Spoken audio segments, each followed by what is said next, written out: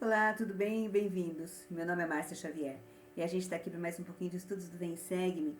Essa semana vendo os capítulos de 12 a 15 do livro de Éter. Maravilhoso esse bloco. Nós fomos apresentados a Éter no último versículo do bloco da semana passada. Só que Éter nasceu no cativeiro e pronto. No 12 nós fomos apresentados ao profeta Éter, né? Dizendo aqui que ele nasceu nos dias desse rei chamado Coriantumor, que Éter era um profeta do Senhor, e ele foi chamado então começou a profetizar ao povo, e ele não podia ser impedido de profetizar, de ensinar, por causa do Espírito do Senhor que estava com ele. Então aquele povo teve chance de ouvir Éter, porque ele não podia ser impedido de ensinar, e ele clamava desde a manhã até a noite, exortando o povo a crer em Deus e arrepender-se. Aí ele disse, a fim de não ser destruídos, dizendo que pela fé todas as coisas se cumprem. Isso é uma coisa interessante de Éter. A maneira como ele ensina para o povo, o jeito dele ensinar. Ele deve ter olhado e pensado assim, chamar o arrependimento, falar que eles vão ser destruídos. Não está adiantando, eu tenho que achar um outro jeito de falar, de chamar o povo, né, para mais perto do Senhor. Então ele falou, eu vou dar um passo, vou para o passo anterior ao arrependimento, que é a fé. Então ele fala muito sobre fé. Aqui fala que ele fala de coisas grandes e maravilhosas, tentando despertar essa fé, né, que então levaria esse povo a se arrepender e a não ser destruído, né, uma destruição que estava ali às portas. Esse Coriantumor é o último rei, né, que vai dos Jareditas. Então a destruição estava muito perto de acontecer. E Éter, então, ao invés de chamar o arrependimento e, olha, vocês vão morrer, vocês vão ser destruídos, tal, ele vai, então, mostrar um outro lado. Ele vai apresentar coisas para tentar abrir o coração deles para uma sementinha da fé, para então levá-los ao arrependimento. E ele fala então ali no 4, esse versículo 4 é maravilhoso. Portanto, todos os que creem em Deus podem com segurança esperar por um mundo melhor. Sim, até mesmo o lugar à mão direita de Deus. Nós temos aqui dois profetas, né? Éter no lado dos Jareditas e Moroni, né, dos Nefitas, os dois presenciando a destruição do povo deles. Os dois vivendo experiências muito semelhantes. Moroni aqui compilando os ensinamentos de Éter, né? Deixa isso que Éter ensinou, né? A gente pode com segurança esperar por um mundo melhor se a gente crê em Deus. Então nós temos aqui dois profetas vendo o mundo deles desmoronar, mas ainda assim com esperança de um mundo melhor no futuro, né? Então esperando que quando as pessoas tivessem acesso a todas essas histórias, essas escrituras, essas experiências, nós pudéssemos ser um pouquinho mais espertos, né? Ficarmos mais alertas do que esse povo foi. E ter esse mundo melhor que eles estavam tão esperançosos que fosse acontecer. Aí eles dizem assim, eu adoro essa parte, que esperança é essa que vem pela fé. E a fé é o quê? É uma âncora para a alma dos homens. Um pouquinho lá atrás, quando a gente estudou Mormon, e Mormon falou do povo dele, da destruição, de como Satanás tinha dominado o coração do povo, ele fala o seguinte, lá em Mormon 5,18. Agora, porém, eis que são guiados por Satanás, como a palha pelo vento, ou como um barco que sem velas nem âncoras, ou nada que possa dirigi-lo, se torna joguete das ondas, e assim são eles como o barco. Então, Mormon tinha visto isso, Éter está vendo isso, que o povo dele era como esse barco que estava à deriva, muito próximo de bater num rochedo e afundar. E ele então fala, vocês precisam lançar a âncora da fé. E essa âncora da fé tem que encostar na rocha lá embaixo, né, na rocha que é o Salvador. Se a sua âncora estiver ancorada no Salvador, o barco não vai afundar. Então ainda tem chance de sobreviver, mas precisa dessa âncora. Muitas vezes a gente ouve nas escrituras essa figura, né, da âncora sendo usada, muitas vezes literalmente, como foi no caso de Paulo, mas que a gente pode pegar o gancho da experiência de Paulo, que a gente vai ler agora, e transformar para a nossa fé, né? Mas muitas vezes a gente ouve isso, né? Que nós precisamos, a nossa âncora da fé tem que estar ancorada no Salvador, para que a gente não seja jogado para um lado, para o outro, pelo vento, por todo o vento de doutrina. A gente ouviu, né, muitos profetas falando, apóstolos, líderes falando sobre isso. Lá no livro de Atos, quando Paulo está naquele barco, a gente estudou ano passado, e né, o barco está ele está indo para Roma para ser julgado, está para afundar por causa da tempestade e tudo. Aqui fala o seguinte, lá no 29, e temendo ir darem alguns rochedos, eles lançaram da popa 4 âncoras, desejando que viesse o dia. Então a gente pode fazer uma ligação com essa escritura e a nossa fé, né? Muitas vezes as tempestades estão vindo tão fortes, que a gente tem que lançar as âncoras todas. Nesse caso de Paulo foram 4, mas lançar as nossas âncoras e esperar o dia amanhecer. Então, às vezes a gente está no meio da tormenta, mas o dia vai surgir, o sol vai voltar. Mas quando voltar, nós precisamos estar seguros, nós precisamos estar ancorados, né, no Salvador, e não à deriva. E é isso, então, que Éter está tentando ensinar para esse povo jaredita, que essa esperança de um mundo melhor, ela vem da fé, que é a âncora que torna os homens, né, seguros e constantes, sempre abundantes em boas obras, sendo levados a glorificar a Deus. Então, isso é interessante de Éter. Essa altura aqui estava uma guerra horrível nos Jareditas, eles estavam divididos. Né? A gente viu que a guerra jaredita não foi como foi o dos nefitas, que era o orgulho, a iniquidade também era, mas foi guerra entre reis de poder. E eles estão aqui, um rei contra o outro, uma guerra horrível. E Éter está dizendo aqui para eles que a fé, né, a nossa fé, né, ancorada no Salvador, ela faz com que os homens abundem em boas obras. Então, iam parar de guerrear, porque as pessoas iam querer o bem-estar das outras. Mas, olha o que acontece lá no 5. Aí diz assim que Éter profetizou ao povo coisas grandes e maravilhosas, nas quais não acreditaram, porque não as viam. Então, não entenderam que a fé é justamente não ver. Quando você vê, você tem conhecimento perfeito. Não precisa de fé, você sabe perfeitamente. Né? Mas a fé é justamente não ver, é acreditar em algo que você não vê. Lá em Hebreus 11, que é um capítulo maravilhoso, que também fala sobre fé, fala lá no capítulo 11, 1, diz assim, ora, a fé é o firme fundamento das coisas que se esperam e a prova das coisas que não se veem. Interessante o jeito que Paulo põe isso aqui, né? Prova das coisas que não se veem. Como é que você pode provar uma coisa que você não vê? Então, é justamente aí que é a fé. A fé, ela é a prova das coisas que não se veem no seu espírito. É a prova no seu coração, na sua alma, de que aquilo é verdade, mesmo sem que você esteja vendo. Então, os jareditas queriam algo palpável, queriam ver uma coisa física. Como não era físico, era uma coisa que o espírito ia tocar o espírito deles. Eles, então, não acreditaram, porque não estavam vendo.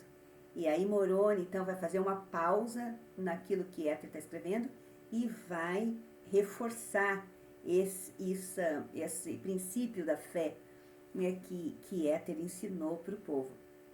E ali no 5, fala, eu, Moroni, quisera falar algo a respeito dessas coisas, quisera mostrar ao mundo que fé são coisas que se esperam, mas não se veem.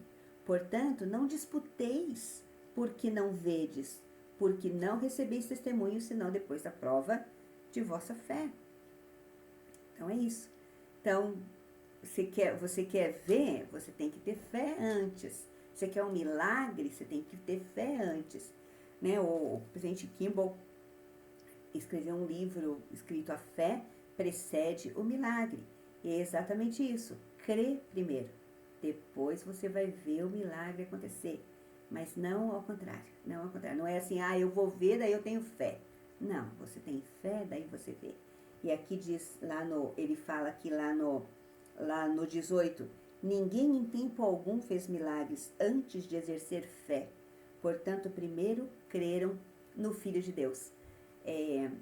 Lá em Hebreus, quando a gente estudou, tem essa lista de pessoas que tiveram fé e alcançaram grandes milagres porque antes tiveram fé no Senhor.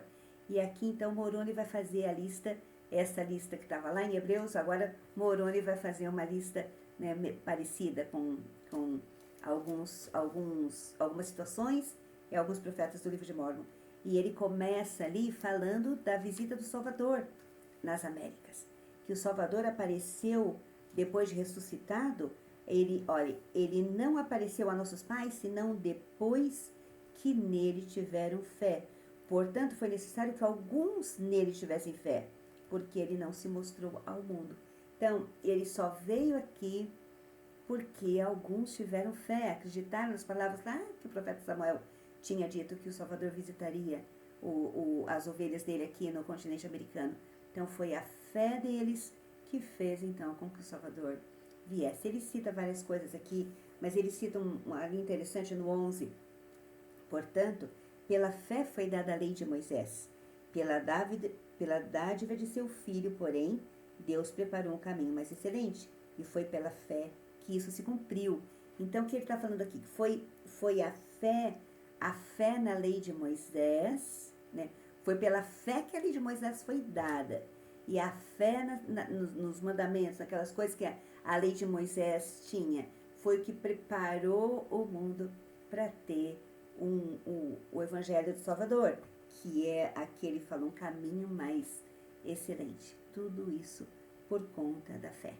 Aí Moroni continua falando, pois se não houver fé entre os homens, entre os filhos dos homens, Deus não pode fazer milagres entre eles. Portanto, ele não apareceu, senão depois que tiveram fé. Ele agora, então, faz uma listinha de profetas do livro de Mórmon, né? Que tiveram a sua prova, depois o milagre depois da prova da sua fé. Então, ele fala em Alma, Moleque, Nefe, Leí, ele fala sobre Amon, e aí, então, ele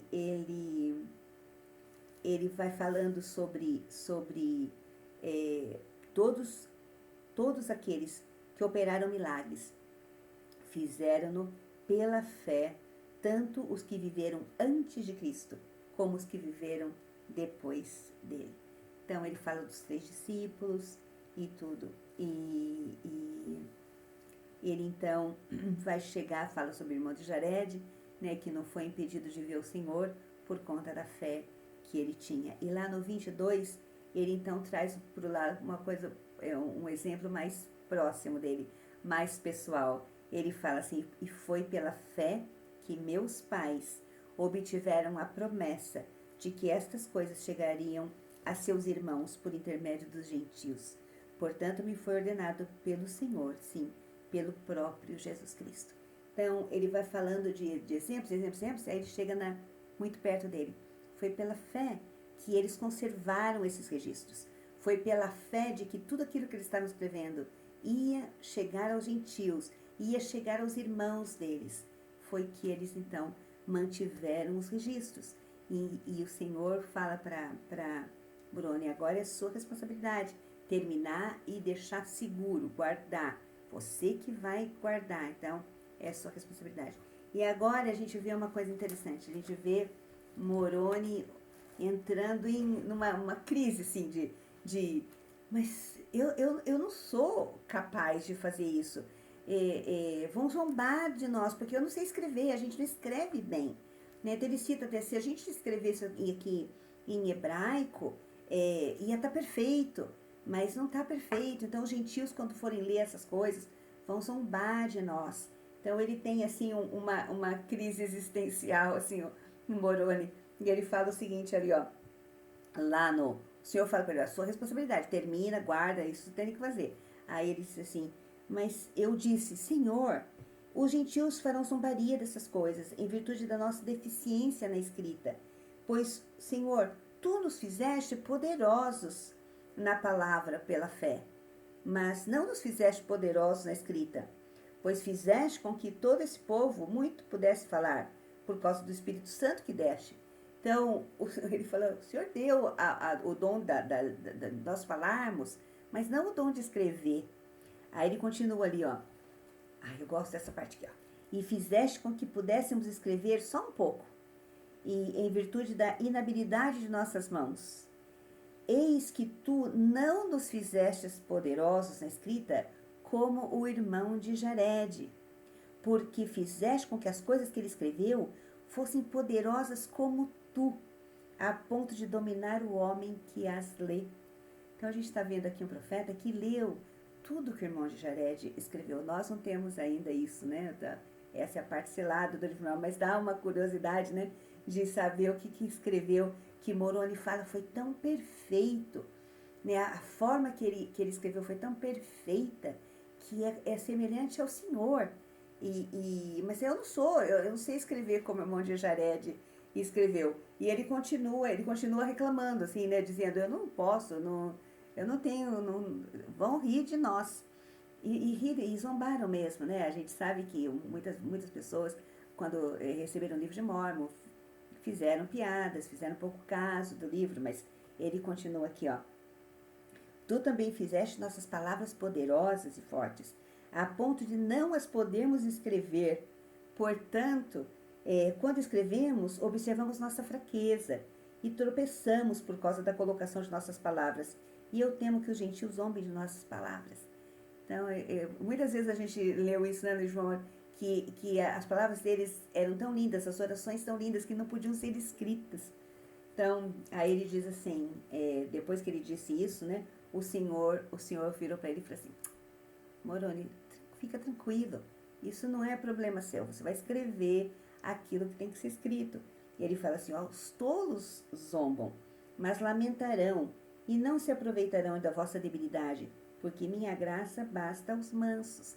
E agora vem uma escritura poderosíssima, maravilhosa. O Senhor fala lá no 27, até discutimos essa escritura na nossa reunião aqui em casa, que é, e se os homens vierem a mim, mostrar-lhes-ei sua fraqueza. E dou a fraqueza aos homens, eu dou a fraqueza aos homens, a fim de que sejam humildes, e minha graça basta a todos os que se humilham perante mim. Nós estamos falando sobre isso, sobre essa coisa de o Senhor dá fraqueza aos homens quando nós vamos a Ele. Então, a nossa conversa aqui foi mais ou menos nesse sentido, que existem pecados que nós reconhecemos que temos, né? São pecados mais visíveis. Então,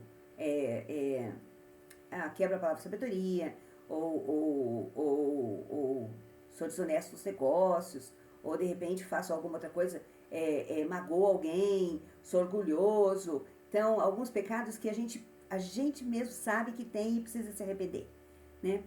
Mas a gente vai se arrependendo e a partir do momento que a gente vai se arrependendo, nós vamos chegando mais perto do Salvador. E à medida que a gente vai chegando mais perto do Salvador, as nossas fraquezas, aquelas que a gente não enxergava antes, começam a aparecer, porque nós queremos ser mais semelhantes ao Salvador. E se eu quero ser mais semelhante ao Salvador, eu preciso tirar isso da minha vida. Lembra daquela água lá do barco, né? Preciso tirar isso da minha vida, eu preciso me arrepender disso. E às vezes são fraquezas que nós não conhecemos, mas que nós precisamos pedir para que o Senhor nos mostre, se nós queremos nos tornar mais semelhantes a Ele. E aqui diz que o Senhor vai dar a fraqueza aos homens, para que eles se humilhem e se aproximem mais do Senhor. Então, muitas vezes, algumas das fraquezas que nós temos não são pecados, nada, mas é a forma do Senhor dizer assim, olha, se aproxima de mim, que eu vou te ajudar a fazer com que essa fraqueza se torne forte, que se torne o seu lado forte, ao invés do seu lado fraco, né? A gente tem muitos exemplos aqui que fala da imperfeição, né? Muitos profetas falando sobre a imperfeição deles. A gente tem mesmo Moroni, quando estava escrevendo lá, terminando o livro que era do pai dele, Mormon, ele fala muito da imperfeição da língua. Olha, eu espero que quando os gentios receberem, não prestem atenção nas imperfeições. As imperfeições são coisas de homens, né, dos homens, não, mas isso aqui isso é perfeito, mas não a nossa imperfeição. Então, o que tiver de errado é nosso erro humano e tal. Ele fala muito dessas coisas. E eu me lembro Nefe, né, quando Nefe fala, que homem imperfeito eu sou, né, eu estou cercado de pecados que me atormentam. Nefe não tinha pecado, Nefe era maravilhoso, mas são as pequenas fraquezas que elas vão aparecendo à medida que a gente vai se aproximando do Salvador e a gente quer ser mais semelhante a Ele. Eu até anotei aqui, Jó, isso, até anotei Jó, que Jó fala. Quando Jó esteve na presença do Senhor, viu o Senhor, o Jó pede para o Senhor, o que não vejo, ensina-me. Se fiz alguma maldade, nunca mais a hei de fazer. Então, tá vendo? Se tem alguma coisa que eu preciso melhorar, me ensina, Senhor. Mostra essa fraqueza para que eu melhore, né? A gente tem Pedro, antes de ter o testemunho dele, depois que ele achava, quando ele reconheceu que Jesus era o Cristo, ele dizia, eu sou indigno de estar na sua presença. A gente viu Moisés, quando viu o Salvador, ele fala, agora eu vejo que o homem não é nada perto do Salvador, mas o Senhor nos dá essas fraquezas, né, para que nós nos humilhemos e fiquemos mais perto dele. Então, é interessante, então, aquelas fraquezas que talvez a gente não saiba que tenha, né, o Senhor vai mostrar em uma forma de nós estarmos mais próximos. E isso que a gente, não sei se todo mundo vai concordar com esse meu ponto de vista, né? Mas foi o que nós pensamos aqui. Quanto mais eu me aproximo do Senhor, mais os grandes erros que eu tenho, os pecados que são maiores, eles vão sendo deixados de trás. A gente vai se arrependendo, né? Mas chega uma hora que a gente quer ser mais perto, mais parecida com o Salvador. E tem essas coisinhas que a gente precisa que o Senhor nos mostre, para que a gente possa se livrar delas e nos tornarmos mais semelhantes a Ele. Então, era mais ou menos isso. Adoro essa escritura, esse versículo aqui. Eu até anotei no meu livro aqui que o Senhor não mostra as nossas fraquezas porque Ele quer mostrar o que a gente tem de errado. É o contrário. Ele nos mostra para ver quão bons nós somos e quão melhores nós ainda podemos ser. Então, é isso aqui. Vamos continuar aqui. Aí ele diz assim que, né, porque caso se humilhem perante mim e tenham fé em mim, então farei com que essas coisas fracas se tornem fortes para eles. E aí o 28, Moroni fala, eis que mostrarei aos gentios sua fraqueza, e mostrar-lhes eis que fé, esperança e caridade conduzem a mim, a fonte de toda a retidão. E então Moroni, depois de ter falado isso para o Senhor, né? Senhor, eu sou fraco, eu não sei fazer isso aqui direito. Aí o Senhor então falou tudo isso para ele, né? Que dá a fraqueza para que ele se torne forte. Deixa que eu cuido dessa parte, dos que vão zombar das coisas que estão escritas aqui. Não se preocupe, essa é a minha parte, né? Não é a sua. Aí diz que Moroni então se sentiu confortado e falou para o Senhor, Senhor, seja feita a tua vontade, pois sei que ages para com os filhos dos homens de acordo com sua fé. E ele fala aqui mais alguns exemplos de fé, E no 35 ele diz: portanto sei que disseste que se os gentios não tiverem caridade em relação à nossa fraqueza, prová-los-ás e tirarás o seu talento. Sim, mesmo aquele que receberam, e dá-los-ás aos que tiverem fartamente. E aconteceu que eu orei ao Senhor, a fim de que ele desse graça aos gentios, para que tenham caridade. Ele vai falar muito de caridade depois, né? Mas ele ora para que eles tenham caridade, eles olhem aquelas coisas não com olhos de zombar, mas com olhos de amor, de aceitação. Aí ele continua no 37. E aconteceu que o Senhor me disse: se eles não têm caridade, a ti não te importa. De novo ele está falando, não se preocupa com isso. Tu tens sido fiel. Portanto, tuas vestes se tornarão limpas, e porque viste a tua fraqueza, serás fortalecido, até que te sentes no lugar que preparei nas mansões de meu Pai. Então, ele falou, Moroni, não se preocupa, faz a sua parte. Isso aqui, deixa que eu cuido, né? E ele, então, ele fala que ele escreveu, né, por só algumas coisas por conta da deficiência na escrita, e ele termina dizendo que eu vos exorto a que busqueis esse Jesus, sobre quem os profetas e apóstolos escreveram, a fim de que a graça de Deus, o Pai, e também do Senhor Jesus Cristo e do Espírito Santo, que dá testemunho deles, esteja e permaneça em vós eternamente. Aí ele volta, então, agora, falando de Éter. Eu acho bonitinho aqui no 40, que ele fala, e apenas algumas delas escrevi por causa de minha deficiência na escrita. Moroni de novo. Acho que o senhor falou, mas Moroni, nós acabamos de discutir isso aqui. Né, que não se preocupe com esse negócio, é que você volta de novo, que eu tenho deficiência na escrita, a gente não escreve porque nós temos dificuldade para escrever, temos mais facilidade para falar, né? Ele insiste aqui ainda, mas passou isso. Então agora a gente volta para o 13. Então vamos lá para o capítulo 13. E 13, então, do 13 ao 15, é a guerra dos Jareditas. Então nós temos aqui, de um lado, Coriantumor, né, que é o rei, e o povo todo em iniquidade.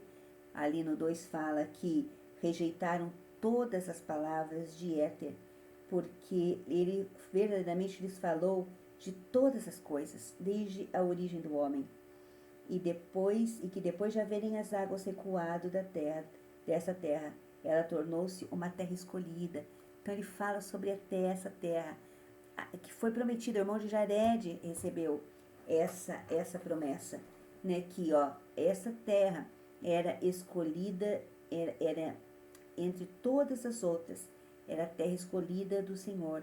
Portanto, o Senhor deseja que o sirvam todos os homens que nela habitarem. Então, ele está falando aquilo que o irmão de Jared havia dito. A terra que eles chegaram era a terra prometida. Sendo terra prometida, aqueles que chegaram deveriam prometer ao Senhor que o serviriam de todo o coração. E ele havia dito lá para o irmão de Jared que se esse povo rejeitasse o Senhor, viria um outro povo para habitar essa terra. Né? Esse povo de Jared, né, do irmão de Jared, da família de Jared, seria destruído, Jared seriam destruídos, e outro povo herdaria a terra que o Senhor havia prometido para eles, por causa da rejeição. Aí ele vai falar assim que ele vai falar sobre Jerusalém, sobre a Jerusalém antiga, sobre a Nova Jerusalém aqui nas Américas. Ele vai falar sobre a construção da Nova Jerusalém aqui nas Américas, nessa terra escolhida.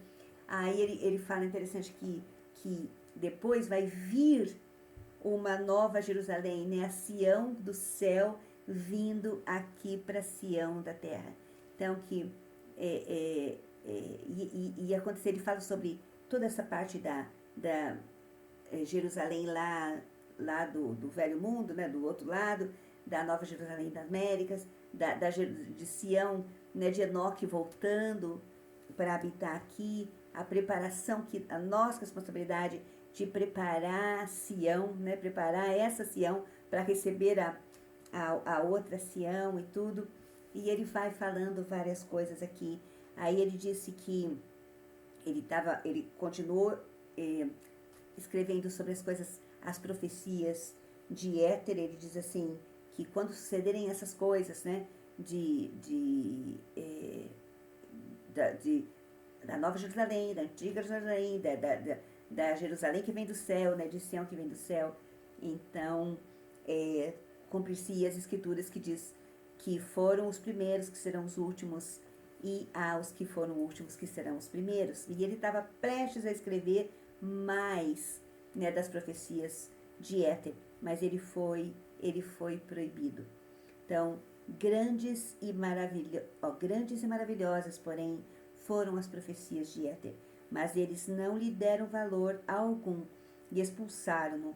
E ele ocultava-se na cavidade de uma rocha durante o dia e saía durante a noite para ver as coisas que ocorriam com o povo, muito semelhante a Moroni.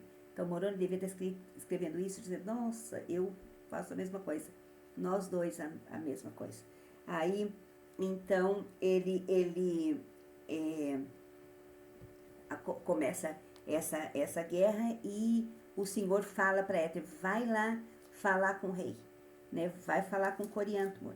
E Éter vai até Coriantumor e diz assim que, lá no 20, no segundo ano, a palavra do Senhor chegou a Éter para que ele profetizasse a Coriantumor, que caso ele se arrependesse, bem como toda a sua casa, o Senhor lhe daria o reino e pouparia o povo. Olha que chance que esse rei recebeu. Caso contrário, eles seriam destruídos e também toda a sua casa, exceto ele próprio. E ele só viveria para presenciar o cumprimento das profecias a respeito de outro povo que receberia a terra por herança. E Coriantumor seria enterrado por eles, e todas as almas seriam destruídas, salvo Coriantumor. E aconteceu que Coriantumor não se arrependeu, nem sua casa, nem o povo. E as guerras não cessaram. Procuraram matar Éter, mas ele fugiu e tornou a esconder-se na cavidade da rocha. E assim a guerra começou por toda a face da terra. E aqui diz que cada homem com seu bando, lutando por aquilo que desejava. Imagina a bagunça, uma coisa generalizada aqui.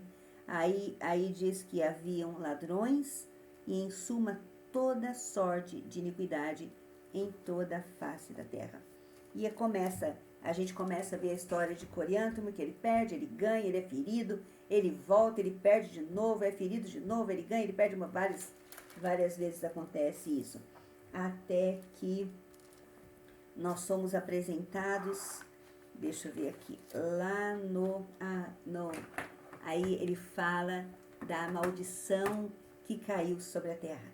Uma maldição que tudo que eles guardavam, eles perdiam, eles não achavam. Eles tinham que dormir com a espada na mão, porque se eles deixassem a espada no armário, eles iam chegar lá, não estava a espada. É assim, ó, começou a haver uma grande maldição sobre toda a terra, devido à iniquidade do povo, de modo que se um homem deixasse sua ferramenta de trabalho, ou sua espada sobre a prateleira, ou no lugar onde costumava guardá-la, na manhã seguinte não conseguia encontrá-la. Tão grande era a maldição da terra. Os homens dormiam com a espada, porque para lutar, foi uma coisa horrível. Então, do 1 até o 18, a gente vê as combinações secretas para destronar o rei, para destruir isso, para destruir aquilo. Satanás reinando absoluto. Aí, no 18, nós somos apresentados, então, a Cis, que foi o grande inimigo de Coriantumor. Então, esse Cis jurou que ele mataria Coriantumor de qualquer forma. E a guerra está dividida entre os homens de Cis e os homens de Coriantumor, né, como os nefitas e lamanitas. Então, Moroni está escrevendo aqui a história que ele havia acabado de presenciar. Ele está escrevendo a história desse povo muito parecida com a dele. E eles começaram a lutar. Aqui diz que tão grande e duradoura foi a guerra e tão longo o derramamento de sangue e a carnificina que toda a face da terra foi coberta com os corpos dos mortos. Lembra que quando os homens de Lime chegam lá, ele fala, chegamos a uma terra coberta de ossos, né? Quando eles encontram as placas, cobertas de ossos. E aqui diz que o cheiro se espalhava, era uma coisa horrível. E Cis não cessava de querer matar Coriantumor. E aqui no 25 diz: e assim vemos que o Senhor os visitou na plenitude de sua ira, e que suas iniquidades e abominações prepararam um caminho para a sua eterna destruição. No finalzinho desse 14 diz que Coriantumor foi ferido e ele foi carregado como se estivesse morto. Só que ele não morre, porque Éter havia profetizado que ele iria ficar vivo para ver a destruição do povo dele. E aí no 14 ele começa a se lembrar das coisas que Éter havia dito. Lembrar-se das palavras de Éter. 2 milhões de seu povo haviam sido mortos. E ele começou então a arrepender-se do mal que havia feito. Só que já era tarde para o povo. Ele podia se arrepender. Então ele se arrependeu daquilo, das iniquidades, das maldades, estava se arrependendo. Mas não dava tempo de fazer com que o povo voltasse. Né? Se ele tivesse se arrependido um pouco antes, lá quando Éter falou lá a primeira vez com ele, talvez tivesse chance de salvar o povo. Agora não tinha mais jeito. Né? Aí ele escreve uma carta para Cis, dizendo: olha, eu dou meu reino para você, mas por favor, para essa matança. Você pode ter meu reino para você e pronto. Mas Cis fala assim: não, eu paro a matança, eu pego o seu reino, mas eu quero o seu sangue, você vai morrer. Então você tem que, eu não quero você vivo. Aí ele fala assim, ele escreveu e tudo, e Cis fala para ele que que ele pode se entregar, pode entregar o reino, mas se entregue de modo que eu possa te matar. Então, a guerra continuou entre os dois. E o exército de Coriantumor, lá no 11, armou suas tendas no Monte Ramá, que era aquele mesmo monte no qual meu pai Mormon ocultara para o Senhor os registros que eram sagrados. No mesmo lugar onde houve a última batalha, né, o Mormon com a batalha e o povo nefita morrendo, é onde essa batalha dos Jareditas vai acontecer. E aqui diz que todos entraram nessa guerra. Crianças, mulheres, homens, todos eles ficaram armados para essa guerra que não tinha mais fim. E o mais triste é esse 19 aqui. Mas eis que o Espírito do Senhor havia deixado de lutar com eles. E Satanás dominava totalmente o coração do povo, porque haviam sido abandonados à dureza de seus corações e à cegueira de suas mentes, para que fossem destruídos. Portanto, voltaram a batalhar. E assim eles vão brigando, vai diminuindo o número, até que lá no 31, Coriantumor mata Cis e cai como se tivesse morto, só que não morre, né? Ele sobrevive e ele é encontrado pelo povo que vivia, pelos molequitas, né? O povo lá de Zaraianla.